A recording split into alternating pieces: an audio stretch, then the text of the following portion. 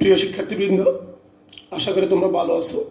আমাদের প্রথম ক্লাসে আমরা আলোচনা করছিলাম মহাকর্ষ অভিকর্ষের ব্যাখ্যা, মহাকর্ষ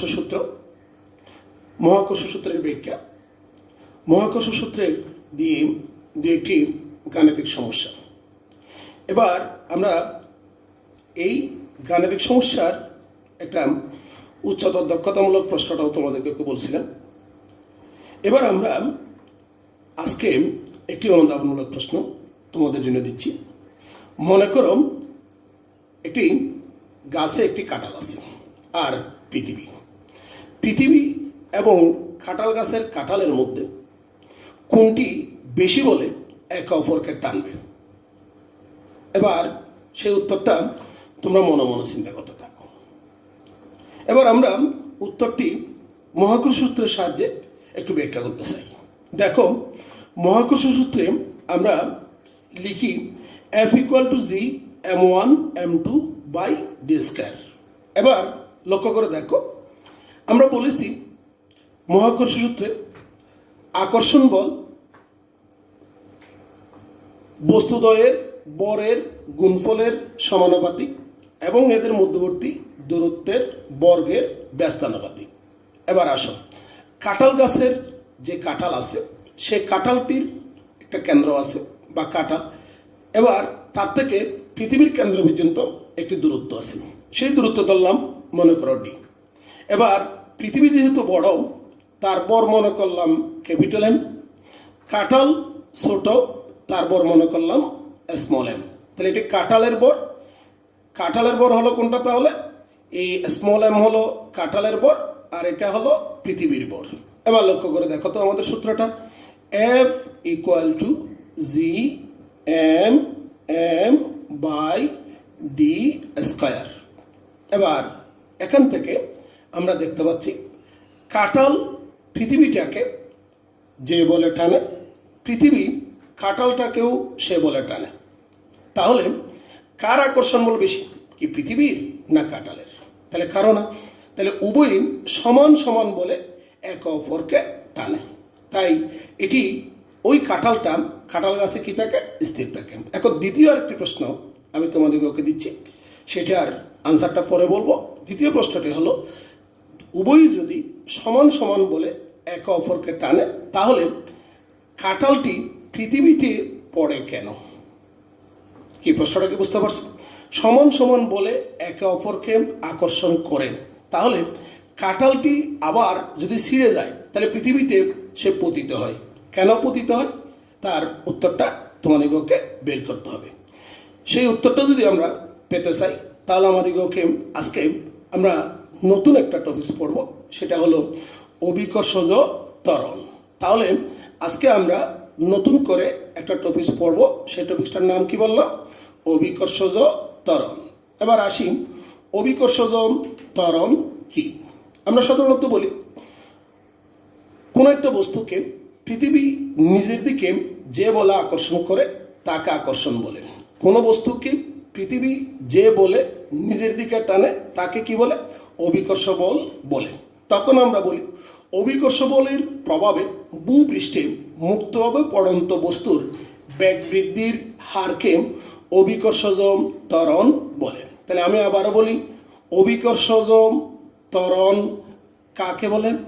অভিকর্ষজ ত্বরণ আজকের টপিকসটা। তাহলে ভূপৃষ্ঠে মুক্তভাবে পড়ন্ত বস্তুর বেগ বৃদ্ধির হারকে কি বলে? অভিকর্ষজ ত্বরণ বলে। তাহলে আমরা শিখে ফেললাম অভিকর্ষজ ত্বরণ কাকে বলে। এই অভিকর্ষজ ত্বরণকে প্রকাশ করা হয় স্মল জি দ্বারা। তাহলে অভিকর্ষজ ত্বরণের প্রতীকটা কি? স্মল জি। এবার আমরা অভিকর্ষজ ত্বরণের একটি সমীকরণ প্রতিপাদন করব। তার আগে আমরা একটু দেখি, নিউটনের সূত্র থেকে আমরা জানি বল F সমান এম এ, বল F সমান কি? M A. এবার আসো, কোনো স্থানের মুক্তভাবে পড়ন্ত বস্তুর বেগ বৃদ্ধির হারকে আমরা কি ত্বরণ নাম দিয়েছি? অভিকর্ষজ ত্বরণ। তাহলে এখান থেকে আমরা দেখতে পাচ্ছি এ বলা যা, স্মল জি বলা তা। তাহলে আমরা লিখতে পারি অভিকর্ষজ বল F সমান mg। তাহলে আমরা দেখতে পেলাম অভিকর্ষ বল F সমান কত হলো mg। এই অভিকর্ষ বলকে কোনো কোনো সময় আবার বস্তুর ওজনও বলা হয়ে থাকে, সেটা পরে আসবে। এবার আমরা দেখতে পেলাম F সমান কত পেলাম mg। এবার আসি আমরা অভিকর্ষজ ত্বরণের একটি সমীকরণ নির্ণয় করি। সমীকরণটা কিভাবে আমরা নির্ণয় করতে পারি? মনে করি একটি বস্তুর বর m, মনে করো এই জায়গায় m বরের একটা বস্তু আছে, তারপর বললাম কত m। এবার এই বস্তুটা মনে করলাম এই পৃথিবীর, এটা পৃথিবী, এই পৃথিবীর বর হলো ক্যাপিটাল M।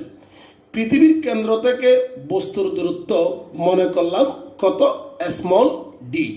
তাহলে মহাকর্ষ সূত্র অনুসারে আমরা বলতে পারি যে পৃথিবী এবং বস্তুর মধ্যে যে আকর্ষণ বল, সে আকর্ষণ বল হচ্ছে F equal to G M M by D square. এটা হলো পৃথিবী এবং বস্তুর মধ্যে আকর্ষণ বল। আবার আমরা কিছুক্ষণ আগে লিখেছি যে বস্তুর আকর্ষণ বল বা অভিকর্ষ বল F সমান কত বলছি mg। তাহলে এবার আসি F সমান mg। তাহলে এই 1 নাম্বার দিলাম, এটাকে দিলাম 2 নাম্বার। এবার দুটোটায় বলই পরস্পর কি হবে সমান। যদি দুটোটা বল পরস্পর সমান হয় তাহলে আমরা 1 নং এবং 2 নং সমীকরণ থেকে লিখতে পারি mg equal to G M M by D square. তাহলে সুতরাং স্মল জি ইকুয়াল টু আমরা পাচ্ছি G M by D square. তাহলে আমরা শিখে ফেললাম অভিকর্ষজ ত্বরণ small g equal to G M by D square. এবার একটু লক্ষ্য করে দেখো তো, এই সমীকরণে আমরা দেখতে পাচ্ছি বস্তুর বর স্মল এম অনুপস্থিত। তার অর্থটা কি? অভিকর্ষজ ত্বরণের মান বস্তুর বর নিরপেক্ষ। তাহলে এটি তোমাদিগকে আরেকটা অনুধাবনমূলক প্রশ্ন পেয়ে গেলাম যে অভিকর্ষজ ত্বরণ কি নিরপেক্ষ? বস্তুর বর নিরপেক্ষ। কিন্তু দেখতে পাচ্ছি যে মহাকর্ষীয় ধ্রুবক জি এর মান দরকার হচ্ছে, পৃথিবীর বরের দরকার হচ্ছে, আর বস্তু এবং পৃথিবীর মধ্যকার দূরত্বের কি প্রয়োজন হয়। তাই আমরা বলি বস্তুর বর নিরপেক্ষ কিন্তু স্থান নিরপেক্ষ নয়। তার অর্থটা কি? অভিকর্ষজ ত্বরণের মান বস্তুর কোন স্থানে আছে তার উপর কি করবে নির্ভর করবে। কেননা ক্যাপিটাল জি মহাকর্ষীয় ধ্রুবক আর পৃথিবীর বর একটি ধ্রুব রাশি। তাহলে এই দুটো বিষয় ধ্রুবক বলে মহাকর্ষীয় ধ্রুবকের মানটা এখানে নির্ভর করতে অভিকর্ষজ ত্বরণের মান নির্ভর করতেছে কিসের উপর? বস্তু এবং পৃথিবীর মধ্যকার যে দূরত্ব তার উপর। তাই এটি কি নিরপেক্ষ নয়? স্থান নিরপেক্ষ নয়। তাহলে আমরা এবার মনে করি বস্তুটি পৃথিবী পৃষ্ঠে আছে। যদি বস্তুটি পৃথিবী পৃষ্ঠে থাকে তাহলে পৃথিবী পৃষ্ঠে পৃথিবীর কেন্দ্র থেকে পৃথিবী পৃষ্ঠ পর্যন্ত যে দূরত্ব তাকে আমরা লিখি পৃথিবীর ব্যাসার্ধ D equal to capital R. তাহলে আমাদের যে সমীকরণটা দাঁড়াচ্ছে সেটা হচ্ছে কি g equal to G M by R square. ঠিক আছে? তাহলে আমরা এবার এই সমীকরণ দিয়ে আমাদের গাণিতিক সমস্যা কি করতে হবে? সমাধান করতে হবে। তাহলে আমরা অভিকর্ষজ ত্বরণের একটি সমীকরণ পেয়ে গেলাম। সেই সমীকরণটি হচ্ছে কি small g equal to G M by R square. কি সবাইকে বুঝতে পারছো? তাহলে এই সমীকরণ আর হলো কার ব্যাসার্ধ? পৃথিবীর ব্যাসার্ধ। ঠিক আছে?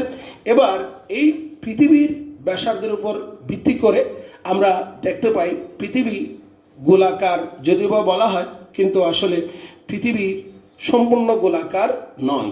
ফলে পৃথিবীর বিভিন্ন স্থানে অভিকর্ষজ ত্বরণের মান বিভিন্ন হয়। এই অভিকর্ষজ ত্বরণের মান যে বিভিন্ন হয় সেটার উপর ভিত্তি করে আমরা বিভিন্ন স্থানে অভিকর্ষজ ত্বরণের মান নির্ণয় করতে পারি। যেমন দেখো, মহাকর্ষ ধ্রুবক কিন্তু পৃথিবীর সব স্থানে আমরা বলছিলাম কি সমান। এই অভিকর্ষজ ত্বরণ এটাও জি, কিন্তু এটি পৃথিবীর সব স্থানে কি নয়, সমান নয়। যেমন বিষুব অঞ্চলে অভিকর্ষজ ত্বরণের মান g equal to 9.7803 metre per second square. মেরু অঞ্চলে অভিকর্ষজ ত্বরণের মান 9.83217 মিটার পার সেকেন্ড স্কোয়ার। এই দুটি আমাদের অবজেক্টিভ আকারে আসে। এবার আসি, এই অভিকর্ষজ ত্বরণের একটি তাহলে বিভিন্ন স্থানে বিভিন্ন যদি মান হয়, তাহলে আমরা অঙ্ক করার সময় কি করব?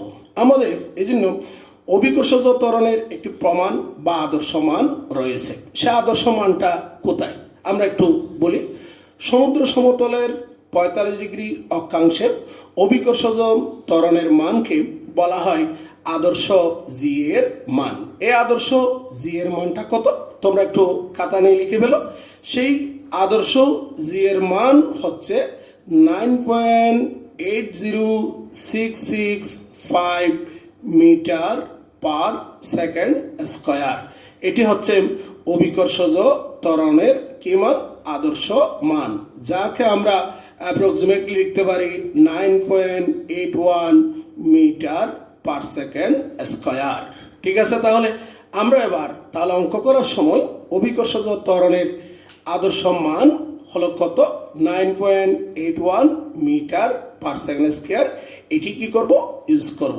এবার তোমাদিগকে আমি যেই প্রশ্নটা দিয়েছিলাম সেটা ছিল কি, যে কাঁঠাল যখন কাঁঠাল গাছ থেকে ছিঁড়ে যায় তখন সে পৃথিবীতে কেন পতিত হয়? এবার একটু লক্ষ্য করে দেখো তো, আমরা বলেছি যে কাঁঠাল এবং পৃথিবী উভয়ই সমান সমান বলে একে অপরকে আকর্ষণ করে।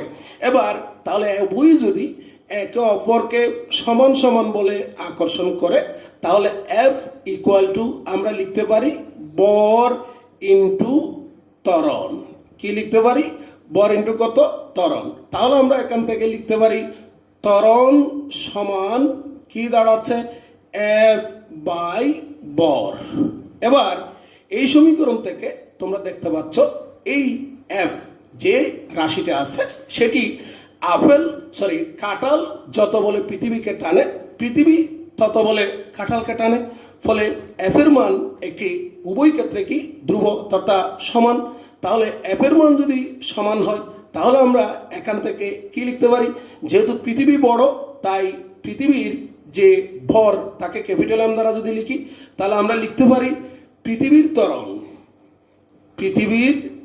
ত্বরণ কি দাঁড়াচ্ছে, তাহলে পৃথিবীর ত্বরণ হচ্ছে, তাহলে পাচ্ছি কত, পৃথিবীর ত্বরণ সমান আমরা লিখতে পারি বল এফ বাই ক্যাপিটাল এম। আর আমরা লিখতে পারি কার ত্বরণ আছে আমাদের, যে কাঁঠালের ত্বরণ। তাহলে কাঁঠালের ত্বরণ কত হচ্ছে,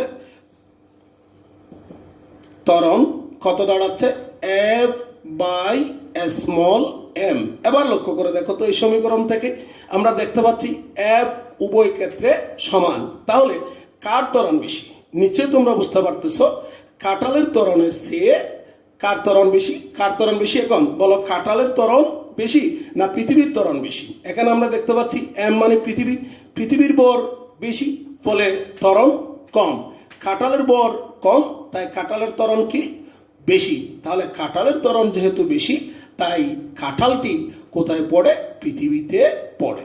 ক্লিয়ার হয়েছে তোমাদের আনসারটা? তাহলে আমরা শিখে ফেললাম যে কাঁঠাল পৃথিবীতে পড়ে কেন।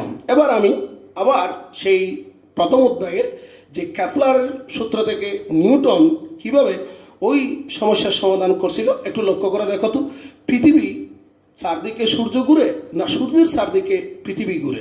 এবার বিজ্ঞানী কেপলার সূত্র দিয়েছে যে সূর্য স্থির, সূর্যকে কেন্দ্র করে পৃথিবী ঘুরতেছে। তাহলে কেন ঘুরতেছে? তাহলে এটাও একটু অনুধাবনমূলক প্রশ্ন আকারে বলতে পারি, সূর্যকে কেন্দ্র করে পৃথিবী ঘুরে কেন?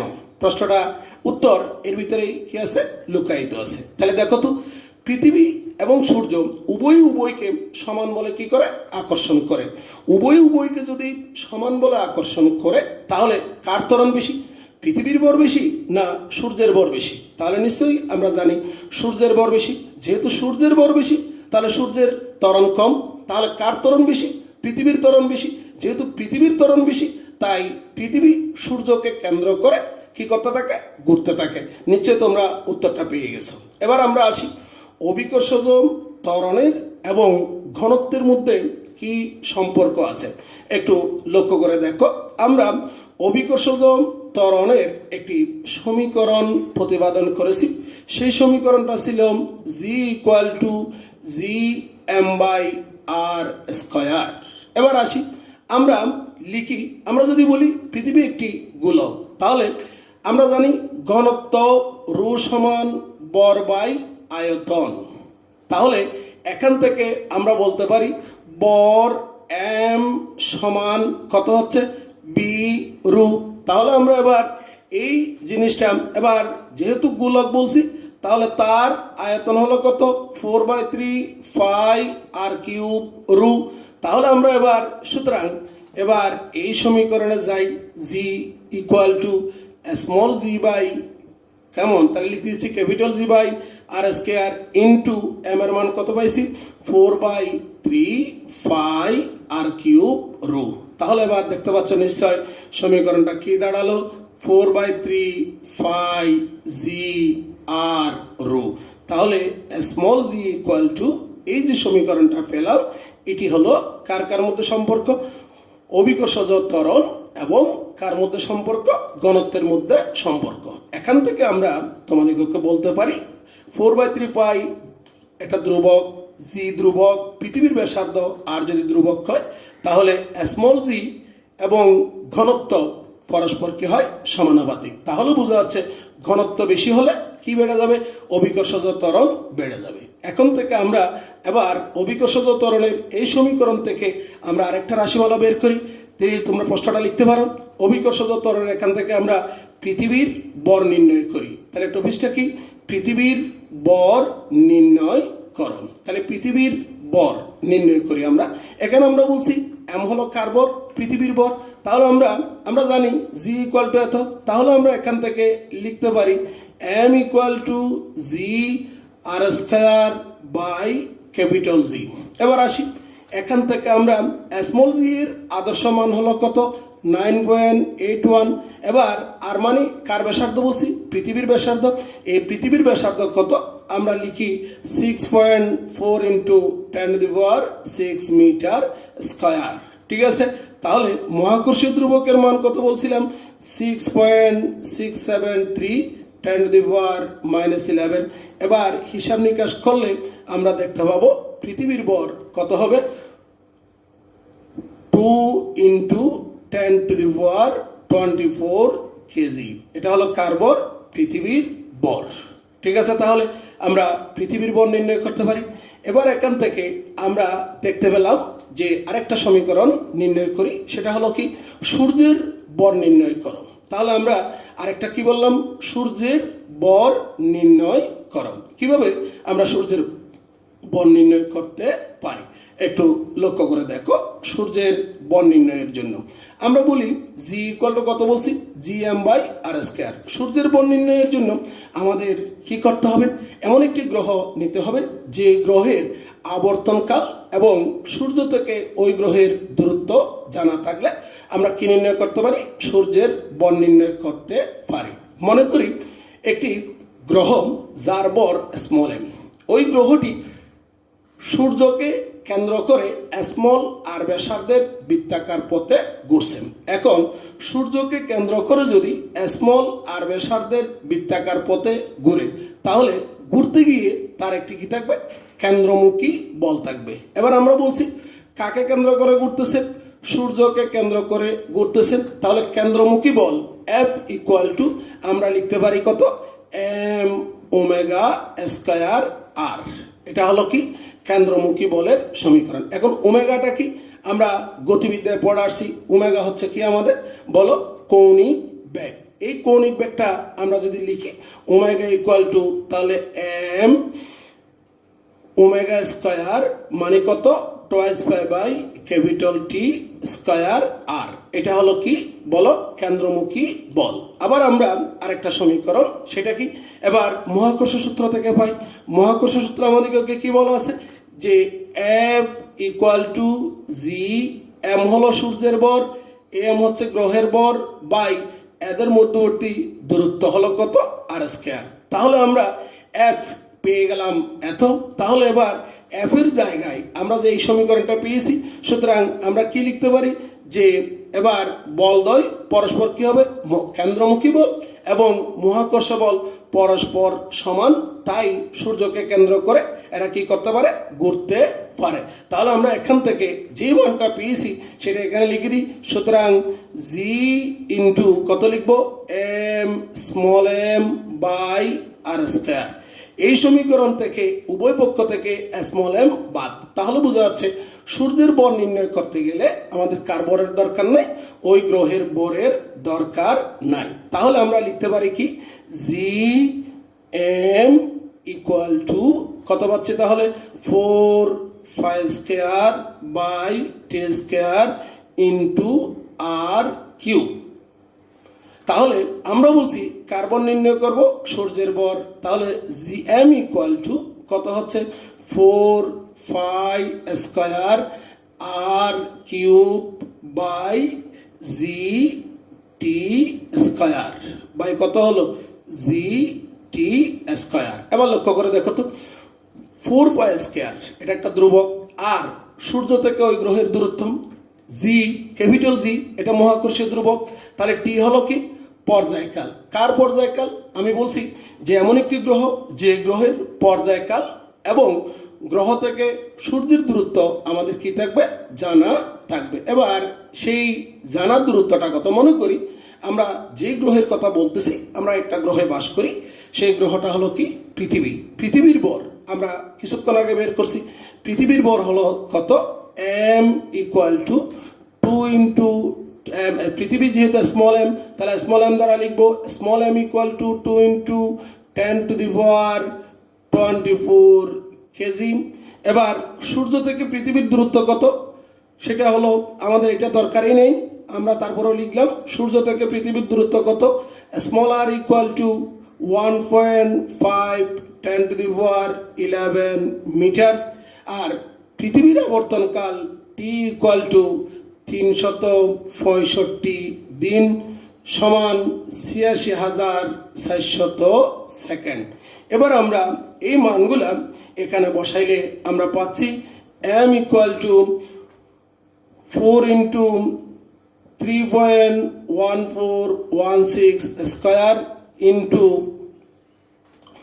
1.5 into 10⁻11 whole cube by 6.673 10⁻11 into 86,400 square. এই মানগুলোর যদি ক্যালকুলেটরে ঢুকাও তাহলে তোমরা কত পাবা? তাহলে পাবো আমরা কত, এবার নিজেরা একটু দেখে নাও, ঠিক আছে? এবার পেয়ে গেলাম আমরা কার মান? সূর্যের ভর।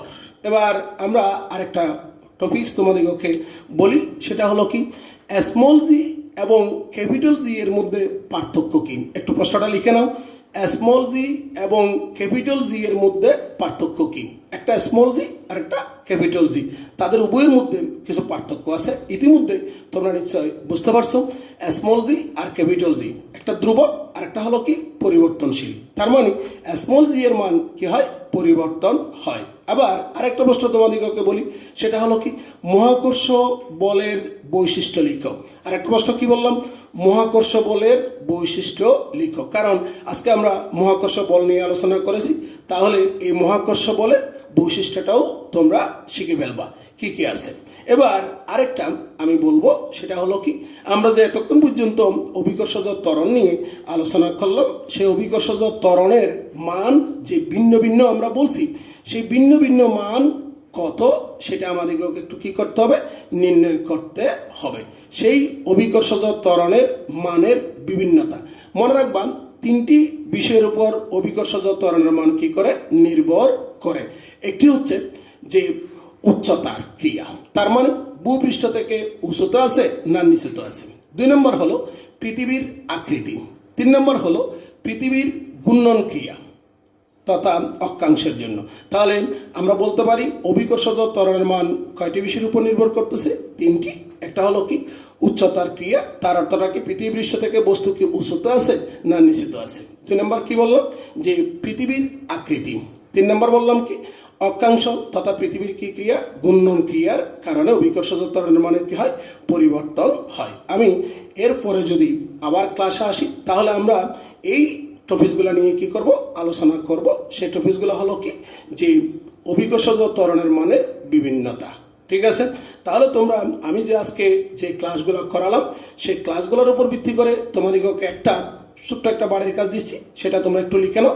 যদি পৃথিবীর ব্যাসার্ধ 1% কমে যায়, কি বললাম পৃথিবীর ব্যাসার্ধ 1% কমে গেলে অভিকর্ষজ ত্বরণের মানের শতকরা পরিবর্তন কত হবে? প্রশ্নটা একটু লিখে নাও। অভিকর্ষজ ত্বরণের মানের শতকরা পরিবর্তন কত হবে কখন? যদি পৃথিবীর ব্যাসার্ধ 1% কমে যায়। ঠিক আছে, আমি আগামী আর ক্লাস নিলে তখন তার সমাধান দিব এবং তার সাথে অভিকর্ষজ ত্বরণের যে বিভিন্নতা আছে তা নিয়ে তোমাদের সামনে কি করব আলোচনা করব। তোমরা বাসায় বসে আজকের যে টপিকসগুলো পড়লাম সেগুলো একটু ভালো করে খেয়াল করবা এবং সবাই ভালো থেকো। সবার সুস্থতা কামনা করছি। আল্লাহ হাফেজ।